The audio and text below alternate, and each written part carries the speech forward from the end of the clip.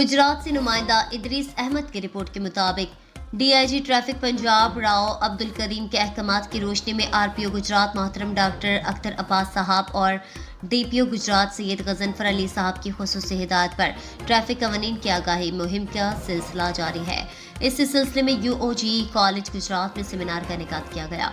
Seminar का बाकायदा आगाज तिलावती कलाम पाक से किया गया और हदिया नात पेश की गई।